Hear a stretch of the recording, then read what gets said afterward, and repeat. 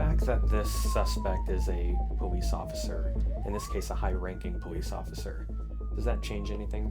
He said, I don't have to tell you, I'll just take care of this. The Salt Lake City Police Department does not want the public to know 2 high-ranking officers are under investigation. No, we're actually talking to Adam Hermans about that. Go out and talk to Adam and say, hey, Adam, there's been an allegation against this person. No one likes secrets. Both cases, both involving captains, started last summer and are still open today.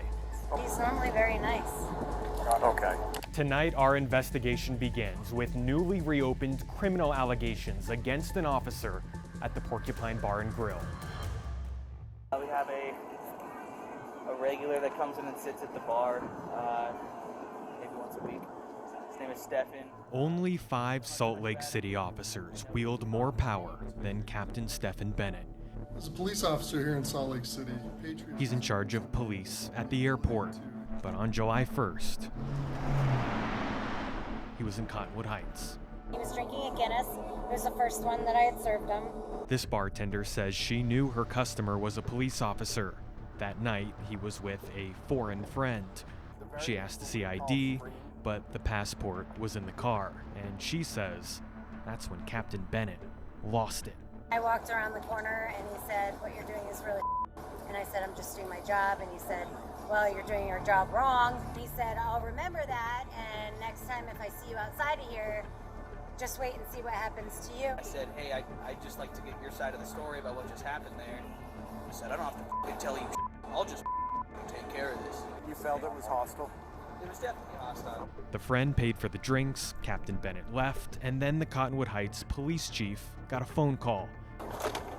At first, he was told it was one of his officers, and based on reputation, this customer thought heads were about to roll. Oh, this guy's dead. Oh, no, yeah, you know that. You know our team. Eventually, he called Salt Lake City Police Chief Mike Brown and told him they've opened a criminal investigation. 5 months later, Chief Brown refused to answer questions, and the department still won't acknowledge it today. Is there anything you can tell me about either the criminal investigation or internal affairs investigation of Captain Bennett? The chief's communications director is just off screen. Watch and listen how he steps in to prevent the chief from answering. No, we're actually talking to Adam Hermans about that. Well, no, they're actually not talking to Adam Herbets about that. I've been getting no comments for 8 months. Is there anything else that you can tell us about that? No. Not at this point. No. In this case, the department won't even tell us if the officer still works there. Go out and talk to Adam and say, hey, Adam, there's been an allegation against this person. We've removed this person from the road right now until we find out exactly what happened. Kyle Jeffries is a retired detective with the Clearfield Police Department with no ties to this case. His job used to be to communicate with the public on cases like this, and he is confused with Salt Lake City's lack of transparency. Pretty well known within the department that this captain and the chief don't have the best relationship. If you don't get along with the chief can make things hard for you. This case is being handled differently than others. Last year, the mayor and chief had no problem giving interviews about officers who were still under investigation. Absolutely, I stand by these officers and what they did that day. Our officers, we believe, did as they were trained. The more information you get out, the better it is. He says when departments like Salt Lake City fail to communicate, it doesn't benefit them, it doesn't benefit the public, and it does not benefit the officer whose reputation is at stake.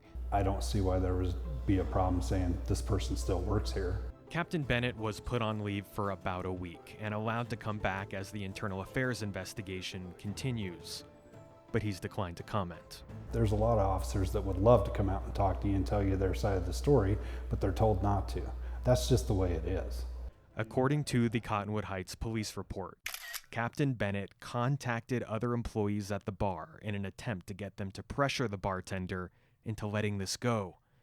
From there, the investigation turned from disorderly conduct to witness tampering. That's not okay. I would not be happy if that's actually what happened. According to Lamar Ewell, who recently retired as Salt Lake City's deputy chief, he questioned the case from the beginning. He vouches for Captain Bennett's character, and he says he believes he was simply talking to friends who worked at the bar when they called and asked him about what happened. Who's telling the truth? It could have went either way. He says the biggest red flag for him is Captain Bennett's personnel file. First, 2 cases in the mid-90s when he was off-duty as a brand new officer. You shouldn't even be bringing up the fact that you're a police officer when you're off duty. Then in 2009, according to the personnel file, he got into an argument with someone at a restaurant after being carded, even though he didn't order alcohol. According to the employee, Bennett said, "It takes a lot of balls to ask an on-duty officer for his ID." It doesn't, to me, look like the behavior has changed. The last thing we want is any young officer to believe that because he carries that badge, he's better than somebody else. In 2011, he was accused of making a joke to another officer after arresting a 17-year-old from Latin America with cocaine. Quote, "You should have taken him off into the desert and shot him in the head." In each case, Bennett received either a warning or additional training.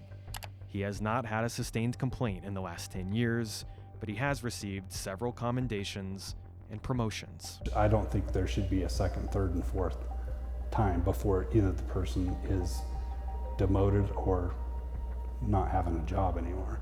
The fact that this suspect is a police officer, in this case a high-ranking police officer, does that change anything from your office's perspective? No, it does not.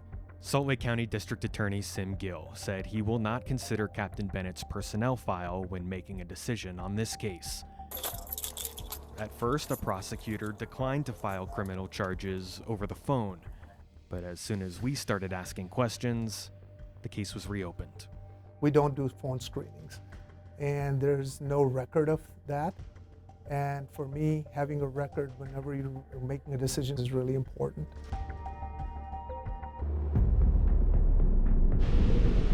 He works for Salt Lake PD? Is that what you were saying? 2 high-ranking officers in the Salt Lake City Police Department, both under investigation, and the chief refuses to acknowledge it. I don't see why there would be a problem saying this person still works here. Yesterday, we told you about Captain Stephen Bennett, accused of disorderly conduct in witness tampering, an argument at a bar in Cottonwood Heights. That's not okay.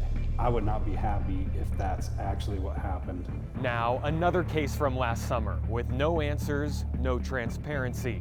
An officer accused of vehicle registration fraud in West Bountiful. If this was one of your officers, how would you handle that? What would be the appropriate punishment, if any? So, without looking at the plate, when does this vehicle expire? This vehicle is pretty far expired. West Bountiful police say this man had his girlfriend in the passenger seat and his son in the back, going 91 miles an hour on a windy night last June. With this particular investigation, we proceeded exactly the way we would with anybody else. Just like anybody else, they asked him for his license and registration. He said he didn't think he had a valid license and that he couldn't find the registration. He also said, "Oh yeah, by the way, my dad's a police officer." So where does the 2022 decal come from? The reason they're asking so many questions about that 2022 sticker is because the car expired in 2021. When they ran the plates, they found out that sticker is supposed to belong to the police vehicle for Captain John Beener. I think that sticker is from another vehicle of his or whatever, and he put it on because we had planned on getting the emissions done. He says Dad put it on there to stop him from getting pulled over, but obviously that didn't work out. So you wouldn't get pulled over? That's John? Yeah. Okay. And you didn't put it on there. You were just aware that he put it on there. Okay. And your stepdad's the John Beener, right? John Beener from Salt Lake City, yeah. Yeah. And he works for Salt Lake PD? Is that what you were saying? Is there any reason to believe that he was lying during that traffic stop? Again, we're a neutral party. We just take the facts as we see them. So. That's the question Chief Brandon Erickson and his investigators with West Bountiful PD now had to find out. The routine traffic stop turned into a criminal case. so he called the Salt Lake City Police Department as a courtesy. Have you at any point spoken directly with Chief Brown about the case? Yes. How did that conversation go? I just let him know what the incident was about, and that we were investigating it. Captain John Beener chose not to talk and advised his son to do the same if police came back with more questions. He didn't want to interview with us. Well, it's obviously not a very bright thing for the kid to say because it's going to get his dad in trouble. They have every right not to talk. I mean, criminally, obviously, you don't have to talk in a court of law. Kyle Jeffries is a retired detective with Clearfield PD. He agreed to weigh in on the case for Fox 13 as a neutral third party. Who knows if the kid was just saying, hey, I was trying to get out of a ticket and I just said this, so if they know my dad's a cop, maybe they won't write me a ticket. Who knows what the kid was thinking. That's why the next step was for investigators to file search warrants. Captain Beener has 2 phones, a work phone and a personal phone. Documents show he was talking to his son at various points during the traffic stop. But this text from his son in 2021, 7 months earlier, raised questions. Thank you for the stickers on the Fusion. Thank you for letting me take the Fusion. I made sure and will try to make sure I go speed limit, always. I mean, it doesn't look good. At face value, it doesn't look good. But at the same time, who knows what actually happened? It's kind of sketchy, but at the same time, you don't know the full context of this text. Months later, Captain Beener sent a message to a manager with the Salt Lake City Police Department asking for a new sticker. I've been looking for it everywhere and have come to believe I must have accidentally thrown it in the shredder bin with some other paperwork a few weeks back. So they gave him a new one.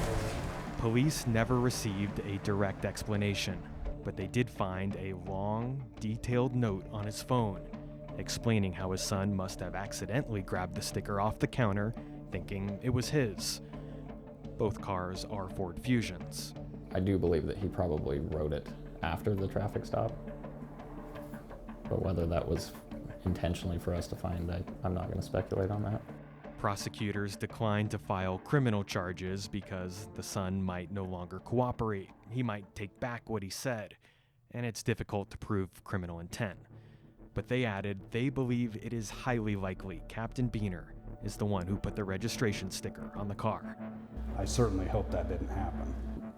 I would assume that he was on leave. I don't know specifically if he is or isn't. Captain Beener was on administrative leave for months, but the Salt Lake City Police Department has refused to comment on the case, or even acknowledge its existence. As far as letting the public know that something's going on, yeah, let them know something's going on and you're gonna figure it out and you're gonna follow through and here's the answer in the end. That's what I would expect. If this was one of your officers, how would you handle that? What would be the appropriate punishment, if any? It likely would result in termination for us. The day after we requested an interview with the chief to discuss this case, we were told from several sources within the Salt Lake City Police Department they got an email stating Captain John Beener was placed back on leave. He makes more than $100,000 a year. He's made tens of thousands already while on leave. Still no explanation from the department. If they've made a mistake, they've made a mistake. If they can fix it, let's just fix it and move on. I don't know why it takes so long to do this. It should be fair, and it should be impartial, and it should be consistent. Throughout the week, Fox 13 News has been investigating how the Salt Lake City Police Department follows different rules for different officers when they're placed under investigation. Fox 13 News investigative reporter Adam Herbitz has spoken with more than a dozen current and former employees. They say it's an issue that has plagued the department for years now, and it's not fair to the officers or the public. People that want to fight with officers. Captain Stephen Bennett accused of disorderly conduct and witness tampering. There was some allegation maybe from Captain John Beener accused of vehicle registration fraud. 2 powerful officers in the Salt Lake City Police Department, both under investigation since last summer. But Chief Mike Brown won't even admit they're still on the payroll. No, we're actually talking to Adam Herbitz about that. Actually, they're not. They say they don't talk about personnel matters, but that hasn't stopped them from talking about dozens of others. An officer arrested for pinning someone against a car. They placed him on leave. Chief Brown said he was concerned and disappointed. Here's another example.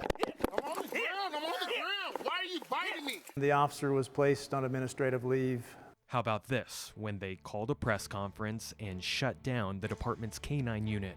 Those cases have been referred to the district attorney's office, the department's internal affairs unit, and the Civilian Review Board. We will work tirelessly to rebuild your trust, Salt Lake City, and we will never tolerate such abuse of power again. It was really frustrating in the last few years of the decision-making process in the department, especially in internal affairs matters. Rich Lewis is a retired Salt Lake City police captain who oversaw the K-9 unit. He was also placed on leave, he says, because of an argument he had with the chief about an officer being charged with a crime. We knew Monday and we didn't call him and let him know. I was upset. I used some harsh words in that meeting. I was on leave for 6.5 months. In that time, I think they interviewed me one time. They interviewed you one time? One time. For how long? It was about an hour and a half. The public spent $60,000+ and not coming into work. He was cleared, but he says it's obvious the chief makes different rules for different officers when under investigation. They handpick which cases are made public. My personal opinion is that the ones that they tell the public is because they're doing it the right way. He's the only chief in this state that I'm aware of who's also willing to look back when no one's asking him to do so. It's not fair and it's not consistent. Lewis also used to oversee internal affairs. He says he cannot believe the chief would pick and choose, refusing to say whether an officer still works there. That's a public record, yeah. I mean, this is their livelihood and their job. In my opinion, we haven't evolved. It might be a time for a change. He has done some good, but I think that the officers, they have lost faith in the leadership. Well, even before those two officers were placed under investigation, both the mayor and police chief were making excuses on their behalf that directly contradict.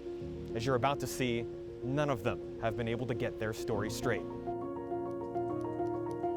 Ryan, crawl out of the elevator, okay? Hey, come this way.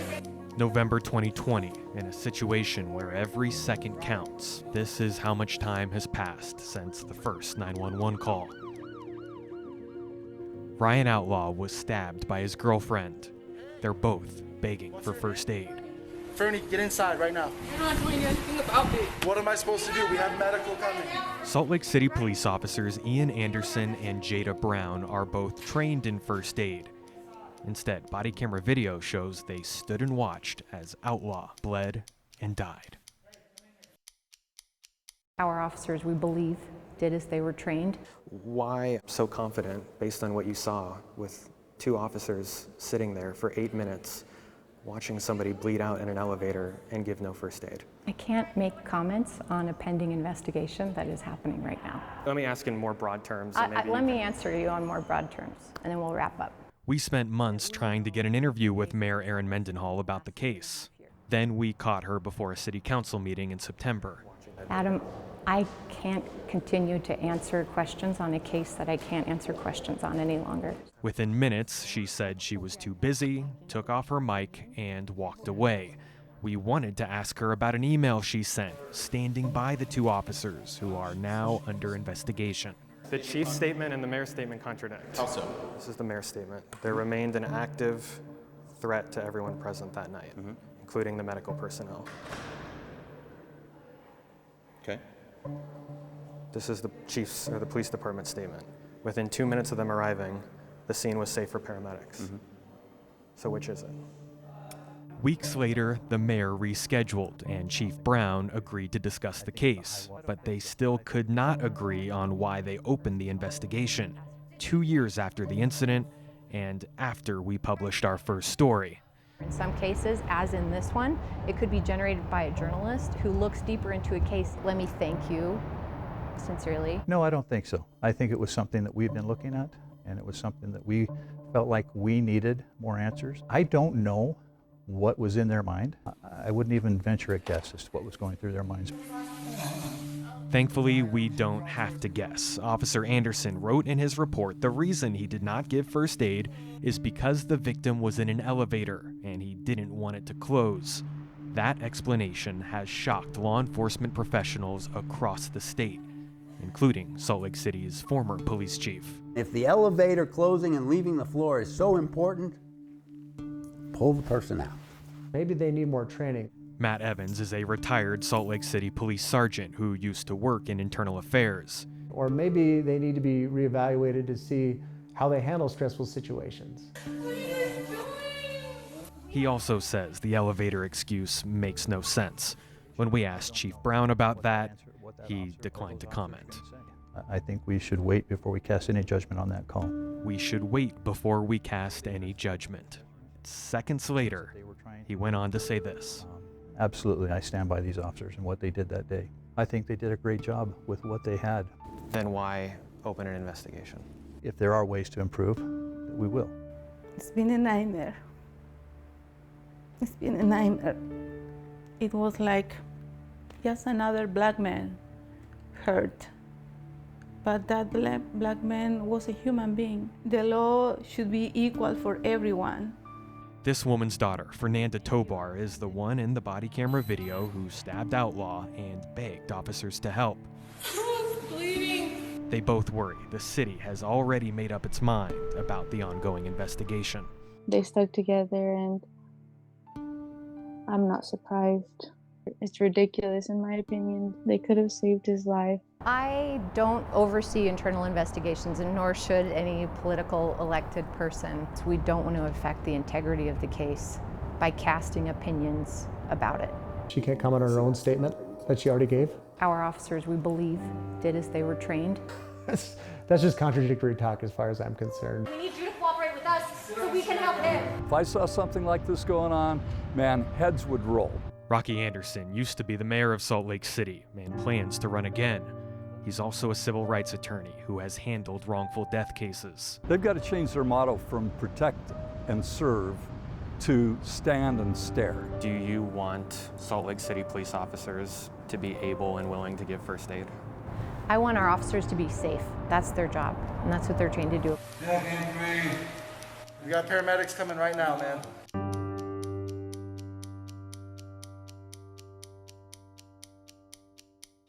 Salt Lake City Police Chief Mike Brown has placed 6 officers under investigation because of an arrest that took place in 2019. The reason it took about 3.5 years for the department to open this case is because that's how long a witness has been trying to get a copy of the body camera video. He finally got it, and that's when the chief decided to place all 6 officers on leave. I didn't do it. You did. You jaywalked. At first, Salt Lake City Police stopped Tariq Mason for jaywalking. I apologize. I jaywalked on the back road. Okay. I'm sorry. I really am sorry. When they told him they were going to check for warrants, he ran. No, stay here. Sir, please. Sir, stop. Stop right now. I just jaywalked. Bravo 230, I need it back. Sir, stop right now. They pulled out a gun. Stop! Get on the ground! No! Get on the ground! No!